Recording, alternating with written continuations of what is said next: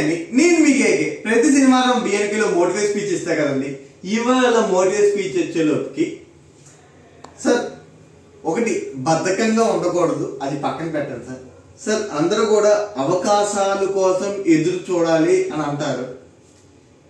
మీకు ఇప్పుడు ఏంటంటే ఒక చిన్న స్మాల్ స్టోరీ చెప్తానండి. అది దానివల్ల అవకాశాలు మనం క్రియేట్ చేసుకోవచ్చు అనే సబ్జెక్ట్ మీకు తెచ్చేస్తాను. 100% అవకాశం మీరు పెన్తో రాసేసుకుంటారు, ఈజీ అండి. Small story sir. సార్ పక్కన మీకు ఒక ఫోటో కనిపిస్తూ ఉంటుంది. ఏంటంటే సార్ ఒక నత్త నదిలోకి వెళ్తుంది సార్. ఇక్కడ మీ ఫోటోలో కనిపిస్తే టిక్ టిక్ టిక్ అని చిన్నగా నడుచుకుంటూ వెళ్తుంది కదా సార్. అక్కడ మొసలి అనేది నోరు చాపుకొని కూర్చుంది. అదేంటి కళ్ళ కన్నా అక్కడే ఉంది.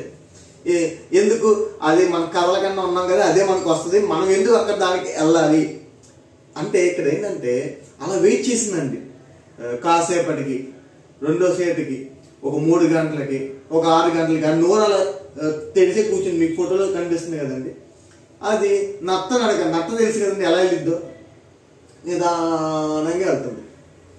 ఇక్కడ ఏమైంది, ముసలి hard work and hard work చేయడానికి ఇష్టపడాల, బద్ధకంగా అలా కూర్చోడానికి ఇష్టపడింది. ఏమైంది అప్పుడు, ఇది నత్త వచ్చేలోకి కొన్ని గంటలకి చచ్చిపోయింది సార్. ఇది నిజంగా జరిగిందని చెప్పట్లే, ఇది ఎగ్జాంపుల్ మీకు చెప్తున్నా.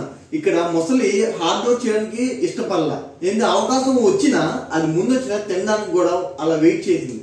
దానివల్ల అది అస్థిపంజరం అయిపోయిందండి. కింద ఫోటోలో మీకు చూస్తే సూర్య నువ్వు చెప్పడానికి బాగానే ఉంటుంది, అవకాశాలు కూడా రావాలి కదా అంటే సార్ ఒకటే, మనం ఎప్పుడైతే hard work and hard work చేసిన రోజు పైన దేవుడు ఆటోమేటిక్గా రూట్ అనేది క్లియర్ చేసేస్తారు సార్.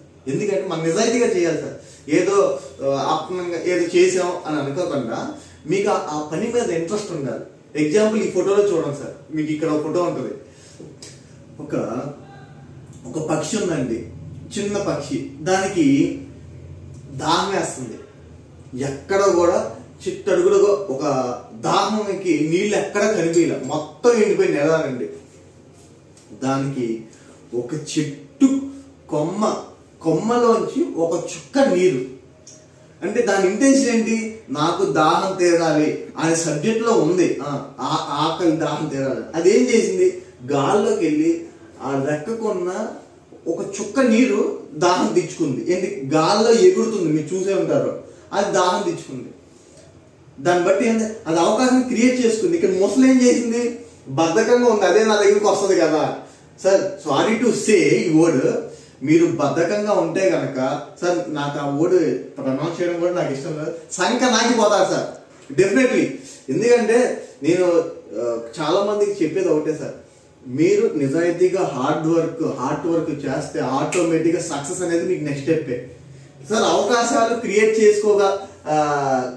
గలగం అంటున్నారు కదా, ఎలా అన్న డౌట్ వస్తుంది సార్. ఇప్పుడు ఉంది సార్, మీ షాప్ మీరు మీ ఐటమ్స్ మీరు మార్కెటింగ్ వాళ్ళకి సేల్ చేసుకుంటే కొంటారు కదా సార్. అదే కనుక మీరు మార్కెటింగ్ పర్సన్ గురించి వెయిట్ చేశారు అనుకోండి, అదే బద్ధకం.